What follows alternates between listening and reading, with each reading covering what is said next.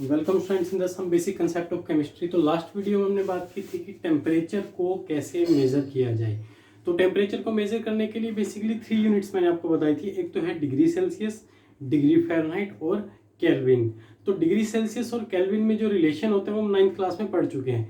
तो students 11th class में हम पढ़ते हैं डिग्री सेल्सियस और डिग्री फ़ारेनहाइट में क्या रिलेशन होता है। तो स्टूडेंट्स मैंने कहा आपको डिग्री सेल्सियस और डिग्री फ़ारेनहाइट में जो रिलेशन रहता है उससे उसका जो रिलेशन है मैंने आपको राइट करवाया था। ठीक है, आई होप स्टूडेंट्स आपने वो नोट कर लिया होगा। अगर नोट नहीं किया तो कोई बात नहीं।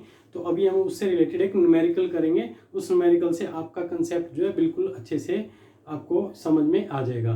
तो स्टूडेंट्स शुरू करते हैं न्यूमेरिकल। देखिए तो numerical student convert the following temperature into degree Fahrenheit. ठीक है स्टूडेंट्स, तो क्वेश्चन ये है कन्वर्ट द फॉलोइंग टेम्परेचर। कुछ टेम्परेचर हमें दिए हैं उसको आपने कन्वर्ट करना है डिग्री फ़ारेनहाइट में। ठीक है, तो डिग्री फ़ारेनहाइट में उसे कन्वर्ट कैसे करोगे स्टूडेंट्स। जैसे कि यहाँ पर 25 डिग्री सेल्सियस टेम्परेचर दिया है, तो सबसे पहला न्यूमेरिकल का फर्स्ट पार्ट वो कर रहे हैं।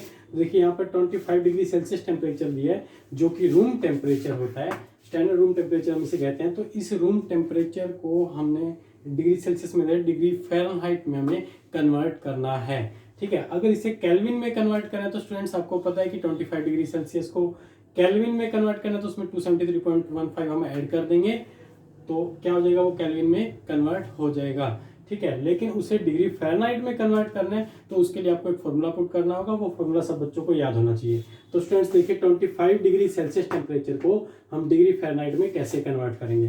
तो डिग्री फ़ारेनहाइट का फॉर्मूला क्या होता है students, degree Fahrenheit is equal to 9/5 into degree Celsius plus में 32। ये फॉर्मूला आपको याद करना है।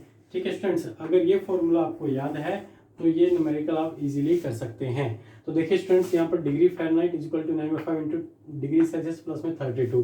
तो स्टूडेंट डिग्री फ़ारेनहाइट में डिग्री फ़ारेनहाइट लिख दिया is equal to 9/5 as it is लिखा गया। हमें टेम्परेचर कितना गिवन है, डिग्री सेल्सियस वाला गिवन है ना। तो स्टूडेंट्स ये 25 डिग्री सेल्सियस हमें गिवन है, तो ये 25 डिग्री सेल्सियस वैल्यू जो है इस डिग्री सेल्सियस की जगह रखी जाएगी। ठीक है, प्लस में क्या हो जाएगा 32। तो क्या होगा, ये 5 ये 5 पे कट हो जाएगा तो 9 5 जा 45 प्लस में 32 कितना हो जाएगा 45 और 32 77 डिग्री फ़ारेनहाइट हमारा आंसर हो जाएगा। तो स्टूडेंट्स एक चीज़ समझ में आ रहा है कि 30 ये है यहाँ पर एक चीज़ समझ में आ रहा है कि 25 डिग्री सेल्सियस जो टेम्परेचर है वो 77 डिग्री फ़ारेनहाइट के इक्वल होता है। तो ये इस फॉर्मूले से हम ये रिलेशन डिग्री सेल्सियस और डिग्री फ़ारेनहाइट का इजीली निकाल सकते हैं। समझ में आया स्टूडेंट्स। ठीक है, तो ये हो गया हमारा फर्स्ट न्यूमेरिकल का फर्स्ट पार्ट।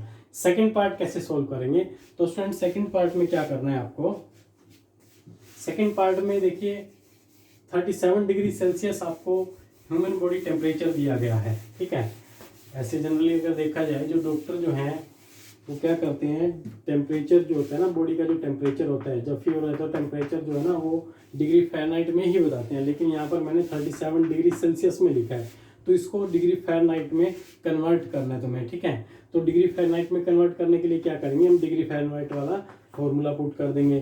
तो डिग्री फ़ारेनहाइट का फॉर्मूला जैसे कि हमें पता है degree Fahrenheit is equal to 9/5। तो यहाँ पर क्या आ जाएगा डिग्री सेल्सियस की जगह, फर्स्ट में तो हमने 25 डिग्री सेल्सियस रखा है तो सेकंड में वैल्यू गिवन कितना है 37 डिग्री सेल्सियस। तो यहाँ पर क्या करेंगे 37 डिग्री सेल्सियस वैल्यू रख देंगे। ठीक है, प्लस में 32 कर देंगे लास्ट में। ठीक है, पहले हम इस पोर्शन को कैलकुलेट करेंगे। ठीक है स्टूडेंट्स, तो इसको 37 को 9 से मल्टीप्लाई करके 5 से डिवाइड कर देते हैं।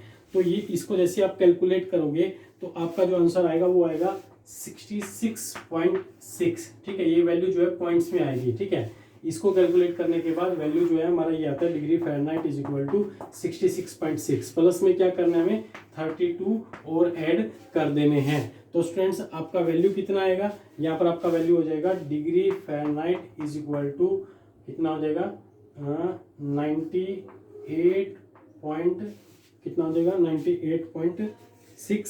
98.6 डिग्री फ़ारेनहाइट। ये आपका आंसर आ गया। ठीक है, तो रिलेशन क्या निकला, हम ये कह सकते हैं कि जो बॉडी टेम्परेचर होता है 37 डिग्री सेल्सियस वो इक्वल होता है किसके 98.6 डिग्री फ़ारेनहाइट के इक्वल होता है।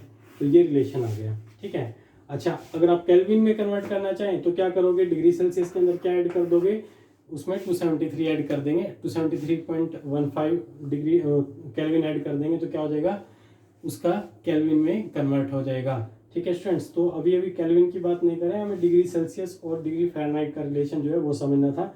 तो ये न्यूमेरिकल जो है अपनी नोटबुक में नोट कर लीजिए। इसके 2 पार्ट हैं, दोनों पार्ट्स को आप अपनी नोटबुक में नोट कर लीजिए। इससे आप इजीली कोई भी टेम्परेचर आपको डिग्री सेल्सियस में गिवन होगा तो आप डिग्री फ़ारेनहाइट में उसे कन्वर्ट कर सकते हैं। तो स्टूडेंट्स इसका स्क्रीनशॉट ले लीजिए।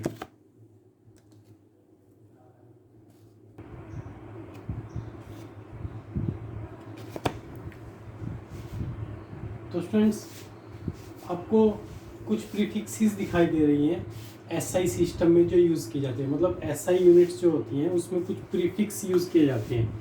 जैसे कि यहाँ पर आपकी स्क्रीन के ऊपर दिखाई दे रहे हैं मल्टीपल कुछ दिखाई दे रहे हैं। 10⁻⁻24 को हम प्रीफिक्स के तौर पे युक्तो बोलते हैं और उसका सिंबल होता है y, ठीक है।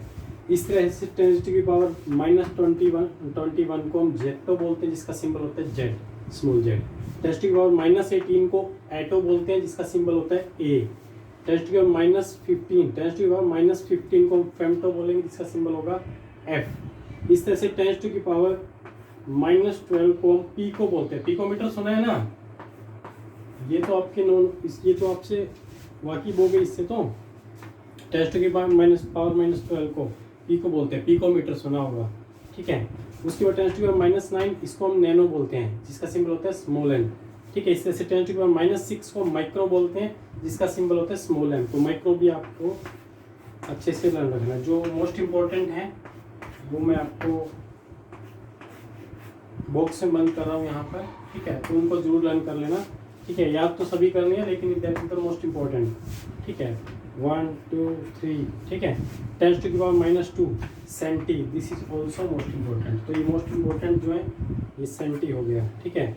Deci, deci is also important, ठीक है। बॉक्स में बंद कर रहा हूँ, इसे अच्छे से लर्न कर लेना। तो ये मल्टीपल प्रीफिक्स और इनके सिंबल्स हैं। इसका एक बार स्क्रीनशॉट लो, आगे फिर और नोट करते हैं।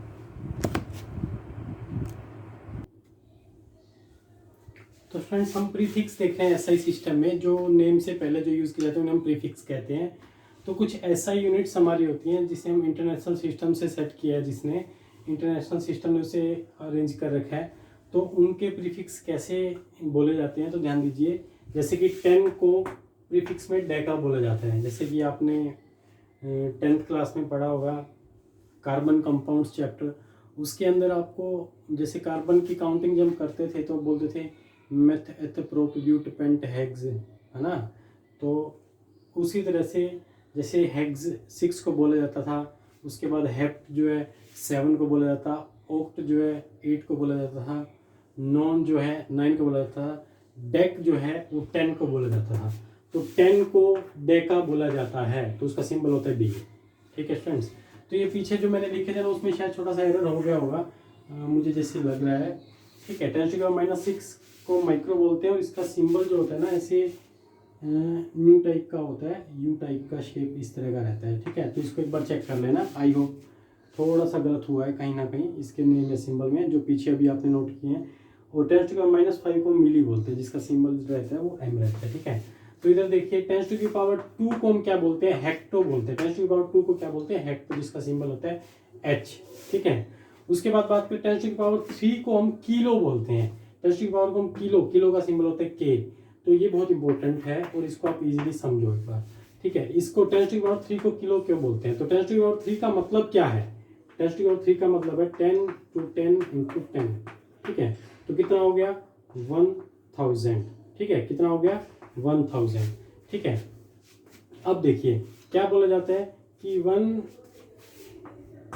kg इज इक्वल टू 1000 ग्राम होता है ना ये। अब के क्या है, के इज द किलो। किलो किसके बराबर होता है, 10⁻3 के। तो क्या किया, इस के की जगह 1000 लिख दिया। तो 1000 यहाँ पर लिख दीजिए तो क्या हो जाएगा, ये हो जाएगा। तो मतलब ये प्रीफिक्स हो गया, समझ में आया। देखिए फिर से बता दूं, जैसे कि 1 किलोग्राम लिखा है, ठीक है। तो 1 किलोग्राम का मतलब क्या है, के का मतलब क्या होता है, किलो, ठीक है। तो किलो का वैल्यू क्या होता है, 10⁻³ होता है।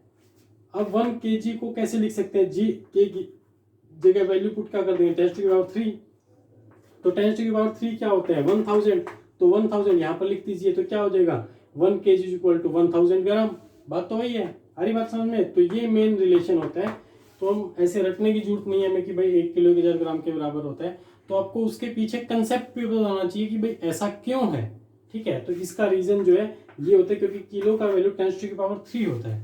समझ में आया सबको, ठीक है। उसके बाद आगे देखिए 10⁻5 रहता है, 10⁻5 10⁻5 को मेगा बोलते हैं, ठीक है, जिसका सिंबल एम रहता है। उसके बाद नेक्स्ट है 10⁻9, इसको हम गीगा बोलेंगे, जिसका सिंबल जी रहता है, ठीक है। 10⁻12 इज द टेट्रा, जिसका सिंबल टी रहेगा, ठीक है। 10⁻15 पेटा, सिंबल रहेगा P. 10⁻18 exa, symbol is the E. 10⁻21 zetta, Z. 24 yotta, Y, ठीक है। तो ये आप सभी प्रीफिक्सेस अपनी नोटबुक में नोट कीजिए और इसे अच्छे से लर्न कीजिए, ठीक है। ये प्रीफिक्स आपको हायर क्लास में आगे बहुत काम आएंगे, ठीक है। तो इनको अच्छे से लर्न कर लेना, ठीक है, सभी को 1 बाय 1 इनके प्रीफिक्स जरूर याद कर लेना, सिंबल साथ साथ इजीली आपको याद हो जाएंगे, ठीक है स्टूडेंट्स। तो ये रहा आज के हमारे टॉपिक्स हो गए हैं। जैसे कि सबसे पहले हमने बात की थी टेम्परेचर के बारे में। तो टेम्परेचर को कैसे हमने मेज़र किया, ठीक है, कैसे रिलेशन निकाला डिग्री सेल्सियस और डिग्री फ़ारेनहाइट में, उससे रिलेटेड आपको न्यूमेरिकल्स करवाए, वो न्यूमेरिकल नोट करने हैं। और उसके साथ साथ आपको जो मैंने ये जो प्रीफिक्स लिखवाए हैं, सभी प्रीफिक्स आपकी नोटबुक में नोट होने चाहिए, ठीक है, और इनको लर्न करना है। तो ये काम कीजिए अभी आप।